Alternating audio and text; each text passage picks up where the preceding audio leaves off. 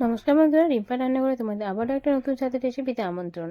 আজকে আমি জিরা আলু রেসিপি বানাবো। এটা সম্পূর্ণ নিরামিষ দিনে এইরকম জিরা আলু রেসিপি তোমরা অনায়াসে বানিয়ে পারো। তো যাই হোক, দেখে নাও। আলুটা আমি সিদ্ধ করে নিয়েছি ডুমো ডুমো করে কেটে প্রথমে। তারপরে তাওয়ার মধ্যে তেল দিয়ে দিলাম। তেলটা যখন দেখলাম খুব ভালো মতো গরম হয়ে গেছে, এর মধ্যে আমি জিরে দিয়ে দেবো, কারণ জিরে ছাড়া তো এই রান্নাটা হবেই না, যেহেতু এটা জিরা আলু রেসিপি।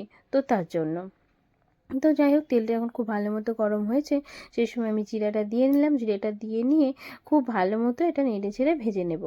যখন দেখবো জিরাটা খুব ভালো মতো ভাজা হয়ে গেছে, এই সময় আমি কাঁচা লঙ্কা দিয়ে নেব।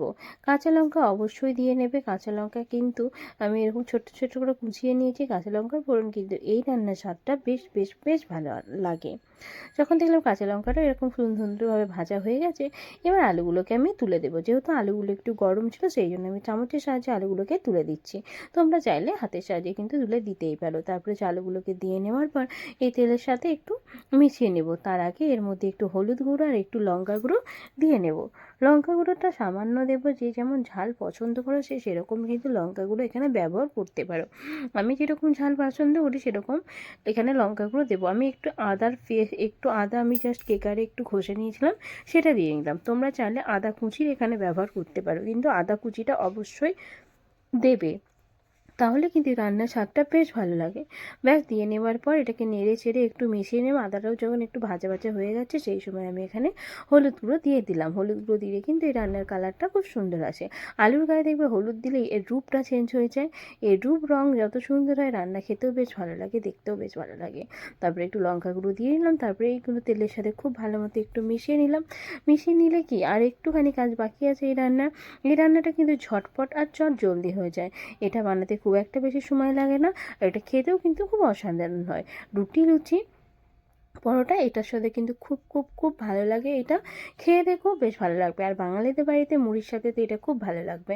তারপরে নেড়ে চেড়ে একটু খুব ভেজে নিলাম। যখন দেখবো লাল লাল হয়ে গেছে আলুগুলো, সেই সময় এর ওপর দিয়ে আমি একটুখানি ধনে পাতা দিয়ে দেবো। ধনে পাতাটা অবশ্যই দেবে। তার আগে লবণ দিয়ে দেবো। লবণটা দিয়ে দেখে নেব যে কত লবণের প্রয়োজন, মানে লবণটা ঠিকঠাক হয়েছে কিনা। আমি কিন্তু যখন আলুটা সিদ্ধ করেছিলাম সেই সময় কিন্তু লবণের ব্যবহার করেছিলাম। তাই আলুর যখন ভাজার সময় একটু লবণটা বুঝে শুনে দেবে, না হলে বেশি হয়ে গেলে কিন্তু তখন আর খেতে ভালো লাগবে না। একটুখানি আমি আমচুর পাউডার দিলাম। অবশ্যই এখানে আমচুর পাউডারটা ব্যবহার করবে। আমচুর পাউডারটা দিলে কিন্তু বেশ ভালো লাগে। আর কারো হাতে কাছে যদি না থেকে সে করো না, কোনো অসুবিধা নেই। ব্যাস, ভালো ভাজাটা কিন্তু প্রায় হয়ে গেছে। এবার ওপর দিয়ে আমি ধনেপাতা কুচি ছড়িয়ে দেবো।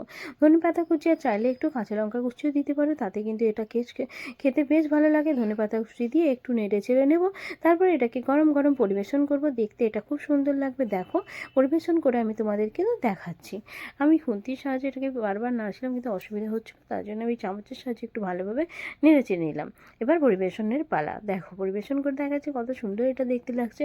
এটা কিন্তু খেতেও খুব সুন্দর হয়। একবার বানিয়ে খেয়েও বেশ ভালো লাগবে। নিরামিষ দিলে অবশ্যই এটা বানিয়ে রেখো।